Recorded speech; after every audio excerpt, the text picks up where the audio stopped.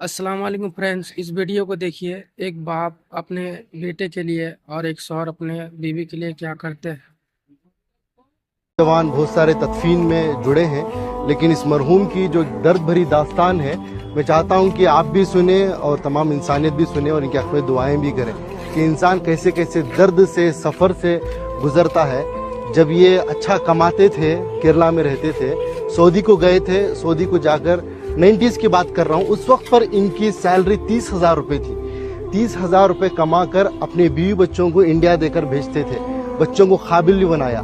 हम तो बार बार सुनते हैं कि माँ बच्चे को पेट में 9 महीने पालती है, लेकिन बाप जहन में जिंदगी भर पालता है, अपनी औलाद के लिए कुछ भी कुर्बानी दे देता है। लेकिन जब बाप के पास पैसा आया, यानी इस मरहूम के पास, शमशुद्दीन साहब के पास, तो इन्होंने बीवी बच्चों को सऊदी को बुला लिया।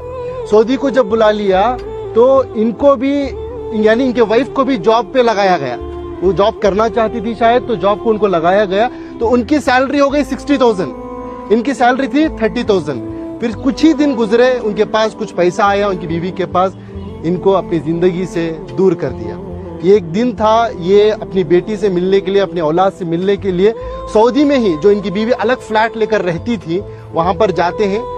बाप अपनी बेटी की मोहब्बत में एंट्री लेता है, जाता है, बेटी दरवाजा खोलती है, बेटी बाप को देखती है, जैसे ही बाप को देखती है एकदम से दरवाजे को मूछ देती है। एक तमाचे की तरह इस मरहूम के चेहरे पर पड़ा। ये मैं नहीं कह रहा हूँ, ये इनकी खुद की ज़बानी है। मरने से पहले, कुछ दिन पहले इन्होंने इस वाक़े को बताया है। इसके गवाह हमारे इनायत साहब है, कहाँ है? हाँ, ये है। ये बता ये रहे हैं कि सऊदी से दिल दुखने के बाद, दर्द मिलने के बाद, बेंगलुरु के एक टॉप एरिया में एक बिल्डिंग में एक मैनेजर के तौर पर काम करते थे।